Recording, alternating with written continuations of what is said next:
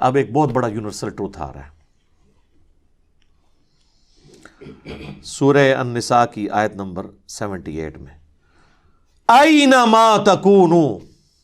تم جہاں کہیں پر بھی ہو، یدرککم الموت، موت تمہیں آ کر رہے گی. وَلَوْ كُنْتُمْ فِي بُرُوجٍ مُشَيَّدَةٍ، چاہے تم اپنے آپ کو مضبوط قلعوں میں بھی بند کر لو نا، موت وہاں بھی تمہیں آ جائے گی. موت سے کوئی بھاگ نہیں سکتا. یعنی دنیاوی طور پہ کوئی شخص مضبوط قلعے میں آ جائے کہ مجھے کو مارنے کے لیے اندر نہیں آئے گا، سر باہر سے تو اندر آنے کی ضرورت نہیں ہے، اندر جو کچھ آپ کے اندر ہے وہ آپ کو مارنے کے لیے کافی ہے. Heart failure, kidney failure, cancer, کوئی بھی بیماری لگ سکتی ہے. باہر کی ٹریفک کو تو کسی حد تک آپ مینج کر سکتے ہیں، لیکن جو اندر چل رہا ہے وہ تو اتنا کمپلیکس نظام ہے کہ ذرا سی بھی آپ کی صرف جو سیلز کی خلیوں کی ڈسٹریبیوشن ذرا سی بھی ڈسٹرب ہو جائے، کینسر بن جاتا ہے. اس کے اوپر کسی کا کنٹرول ہے؟ کتنی ینگ ڈیتھس آپ آئے دن سنتے رہتے ہیں جی. 25 سال کا لڑکا تھا جی، 30 سال کا لڑکا تھا جی، ہارٹ فیلئر سے مر گیا جی. یہ بھی جو عفنان بھائی بتا رہے تھے، ان کے دوست سحری کر کے سوئے ہیں، اٹھے ہی نہیں ہے، 27-28 سال عمر ہے. تو وہ اللہ تعالیٰ نے ہر شخص کو جو ٹائم دیا ہے وہ، لہٰذا جس طرح اللہ کو ایک ماننا ضروری ہے نا، اور اس میں کوئی شک نہیں ہے ایک ایمان والے شخص کے لیے، اس طرح بالکل اس طرح یہ ماننا ضروری ہے کہ جو رات باہر ہے قبر کی وہ اندر نہیں ہے، اور جو اندر ہے وہ باہر نہیں ہو سکتی. ایک لمحے، قرآن میں کئی جگہ یہ ٹاپک ہے کہ جب موت آئے گی ایک لمحے نہ آگے ہوگی نہ پیچھے. پھر سورہ آل عمران کے کانٹیکسٹ میں تو اللہ تعالیٰ نے یہاں تک فرمایا،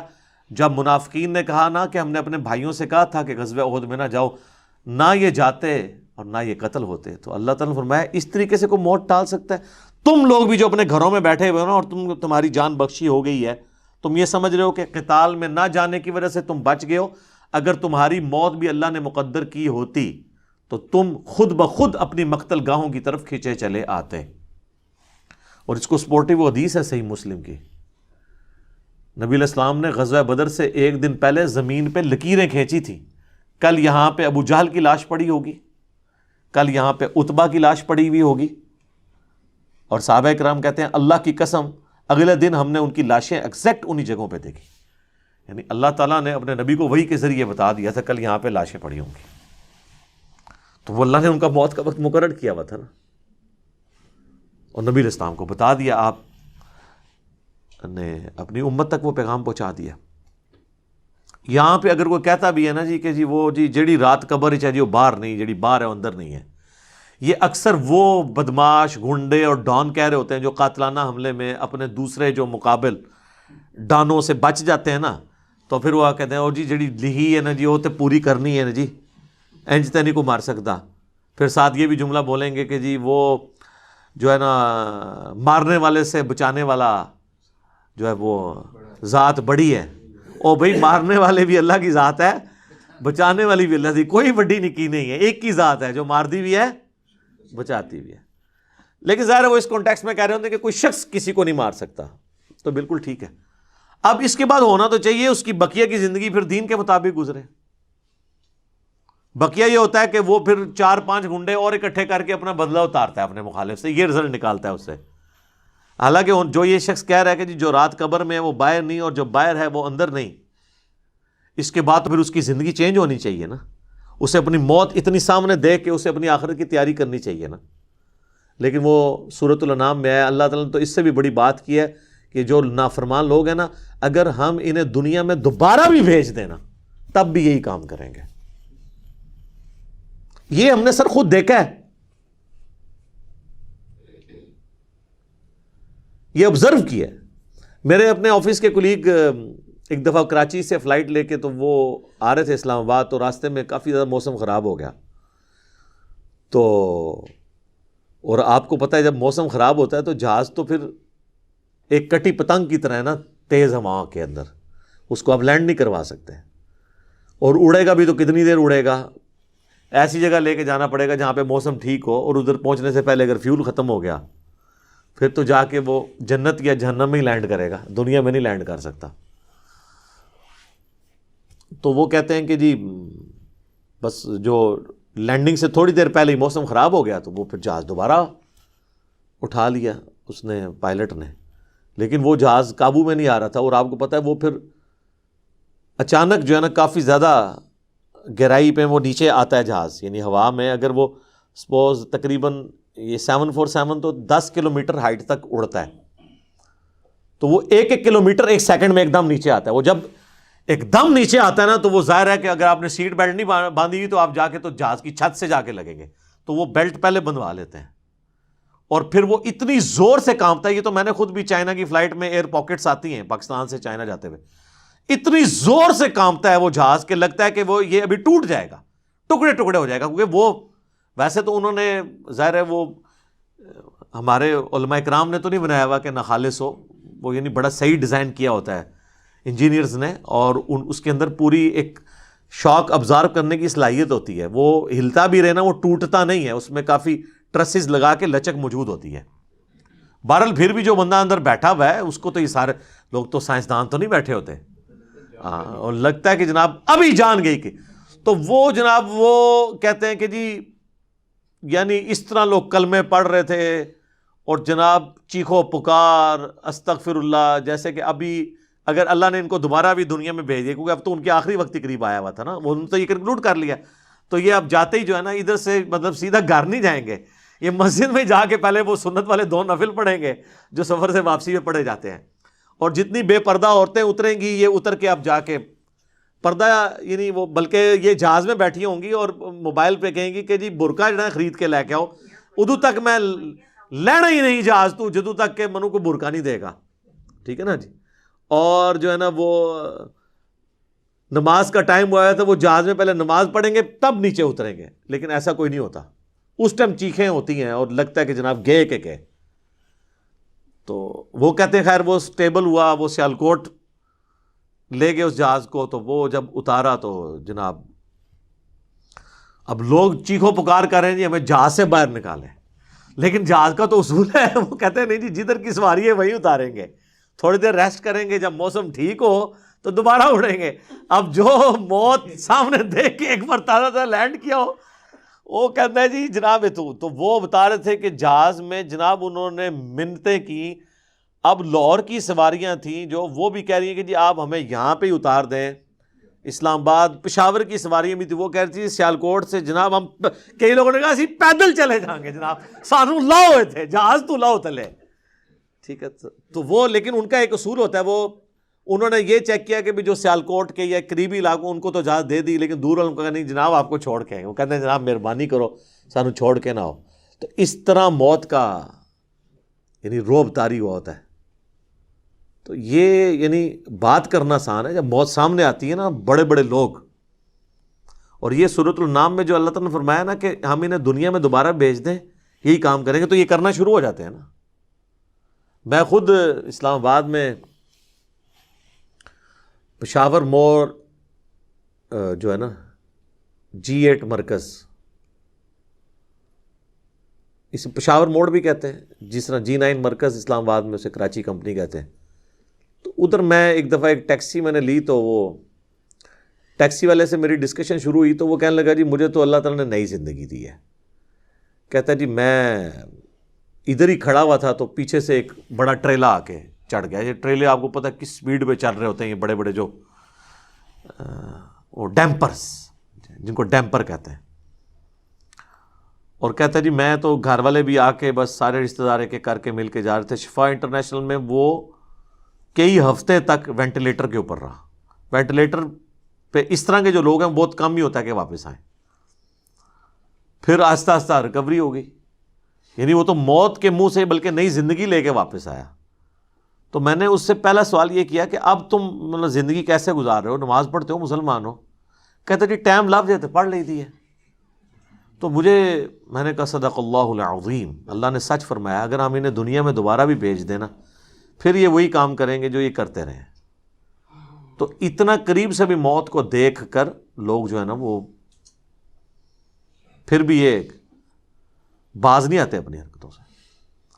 موت بہت بڑی حقیقت ہے. کاش اس پہ ہمارا ایمان بھی اس لیول کا ہو تو پھر انسان کا قبلہ درست رہتا ہے. آپ دیکھیں سورہ البقرہ کے سٹارٹ میں اللہ تعالیٰ نے جو ذکر کیا ہے اہل ایمان کا، اس میں کیا فرمایا؟ والذین یؤمنون بما انزل الیک، وہ ایمان لاتے ہیں جو اے نبی تمہاری طرف نازل ہوا، وما انزل من قبلک، اور جو نازل ہوا تم سے پہلے، اس پہ ایمان رکھتے ہیں. وبالآخرۃ ہم یوقنون، اور آخرت پہ یقین رکھتے ہیں. آخرت کے لیے ایمان کا لفظ بھی کافی نہیں، اللہ نے سمجھا یقین،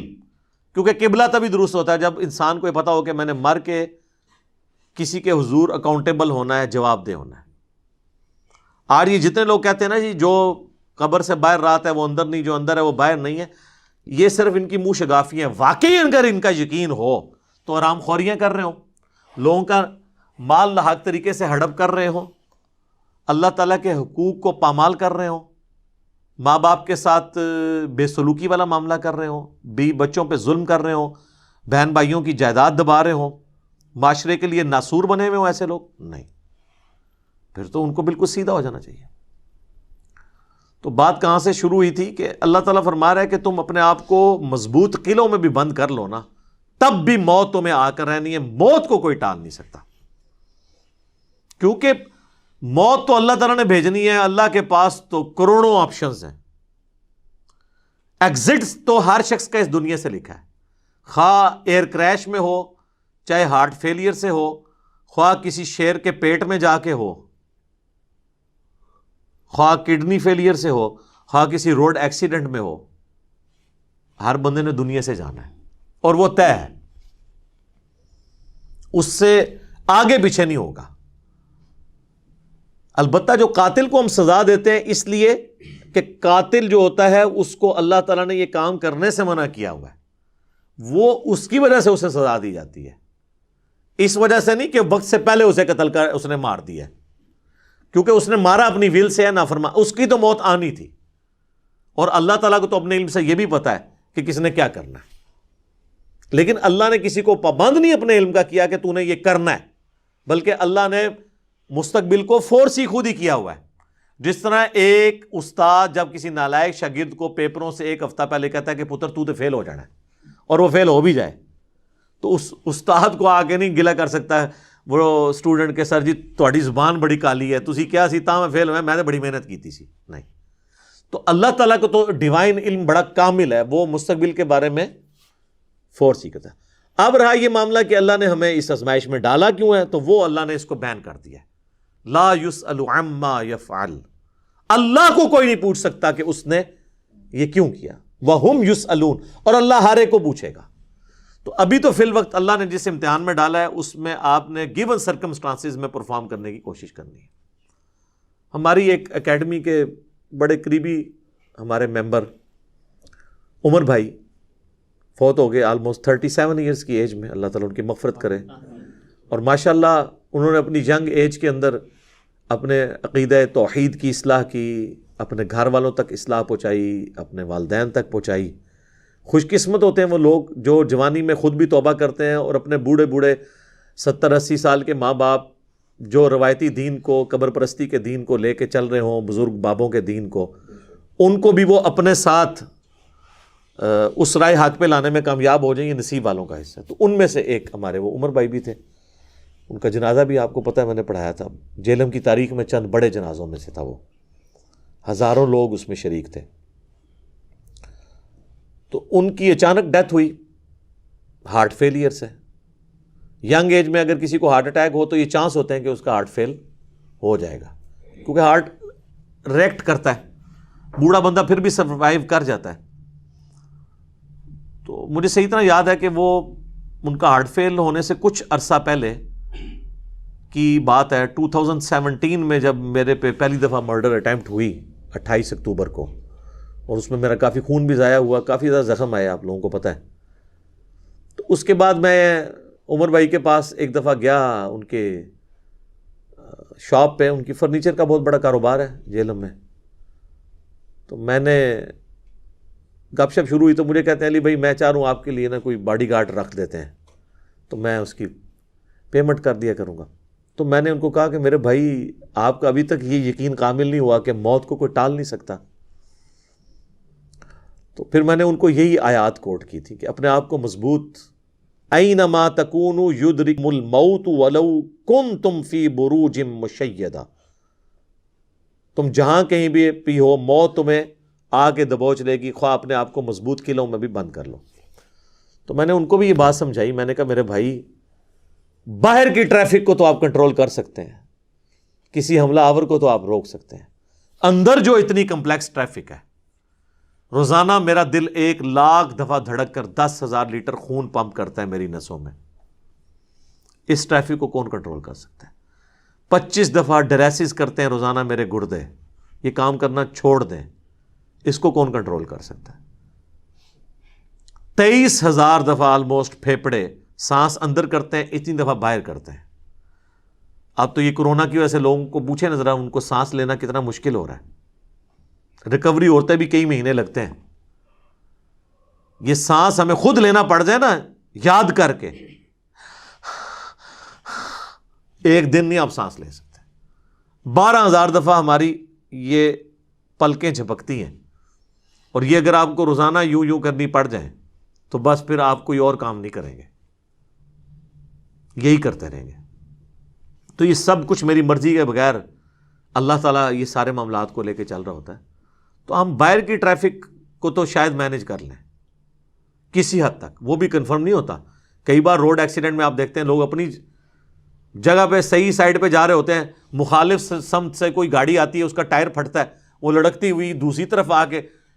4-5 بندے نیچے دے دیتی ہے. اب ان کا تو کوئی قصور نہیں ہے، وہ تو ہوتے ہی دوسری. یہ تو میں نے خود اس طرح کے ایکسیڈنٹس اپنی آنکھوں سے بھی دیکھے ہیں، تو پتہ ہی نہیں چلتا. تو باہر کی ٹریفک کو آپ کسی حد تک مینیج کر لیں گے، لیکن اندر کی ٹریفک کو تو کوئی بھی نہیں کر سکتا. اور دیکھیں کچھ عرصے کے بعد ان کی اندر کی ٹریفک ہی فیل ہوئی اور دنیا سے چلے گئے. اللہ تعالیٰ ان کی مغفرت کرے، انہیں نیک کاموں کا اجر دے، ان کی برائیوں سے درگزر کرے، اور ہمیں بھی اپنی موت سے پہلے پہلے قبر و آخرت کی تیاری کرنے کی توفیق عطا فرمائے. اللہم من احییتہ منا فاحیہ علی الاسلام ومن توفیتہ منا فتوفہ علی الایمان. آمین.